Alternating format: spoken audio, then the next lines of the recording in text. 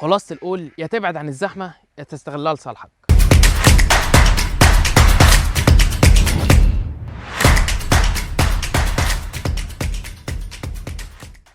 يبقى تعالى تف على قبري لو فلحت.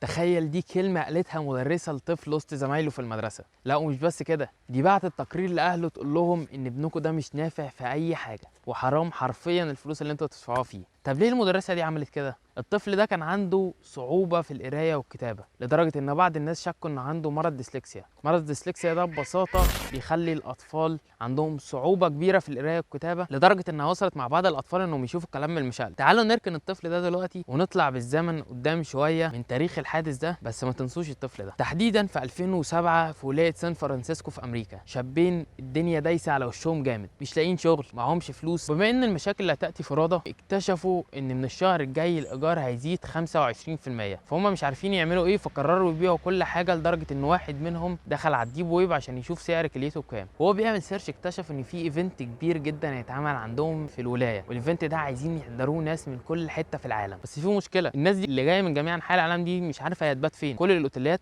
اتملت. فجات لهم فكره يجيبوا سراير هوا وينفخوا، وهات يا عم اي حد مش لاقي مكان ينام فيه ننيموه وكمان نفطروه، يعني خدمه فندقيه 5 نجوم، وهو يعني نعمل مصلحه بدل الحال النايم ده. ومن هنا بدات فكره شركه اير بي ام بي. عارف شركه اير بي ام بي قيمتها وصلت كام النهارده؟ قيمتها عدت ال 80 مليار دولار.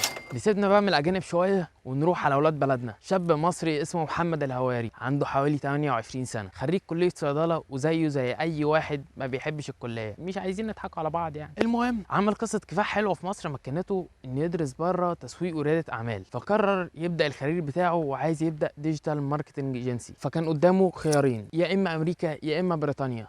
وش امريكا فيها اكتر من 5000 ايجنسي، بس محمد كان دارس وكان بيفكر بفكر مختلف. قرر يبدا الكارير بتاعه في بريطانيا، مع ان بريطانيا الموضوع صعب جدا فيها في الاجراءات القانونيه، وعلى وجه الخصوص لو انت مش من بريطانيا اصلا. وفتح الشركه وخد الريسك. بس هل ده كفايه ان الشركه تبقى ناجحه ويتقال عليه شخص ناجح؟